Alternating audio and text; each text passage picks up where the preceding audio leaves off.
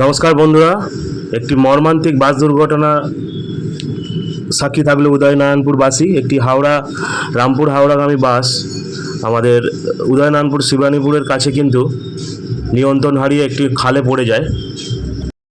আপনাদেরকে সেই ভিডিও ফুটেজটা দেখাবো কিভাবে বাসটি সেই খালেতে চলে গেল। তো এবং যতটুকু খবর পাওয়া গেছে, স্থানীয় সূত্রে খবর, স্থানীয়রা ওখানে উদ্ধার করে লোকজনদেরকে, এবং ড্রাইভার এবং যে কন্ট্রাক্টর ছিলেন সেই কন্ট্রাক্টরকে আমাদের উদয়নারায়ণপুর স্টেট জেনারেল হসপিটালে ভর্তি করেন স্থানীয়রা। এবং কিছুক্ষণের মধ্যেই আমাদের উদয়নারায়ণপুরের পুলিশ প্রশাসন এসে সমস্ত ব্যাপারটা কিন্তু নিয়ন্ত্রণে আসে। তো দেখতে পাচ্ছেন সাধারণ মানুষরা কিন্তু সেই সময় সঙ্গে সঙ্গে ছুটে গেছে। তো যতটুকু খবর পেলাম, বাসে কিন্তু প্যাসেঞ্জার মনে হয় ছিল না, শুধুমাত্র ড্রাইভার এবং হেল্পার ছিল, এবং ওনাদের তৎপরতায় কিন্তু সেই ড্রাইভার এবং হেল্পারকে আমাদের উদয়নারায়ণপুর স্টেট জেনারেল হসপিটালে প্রাথমিক চিকিৎসার জন্য পাঠানো হয়।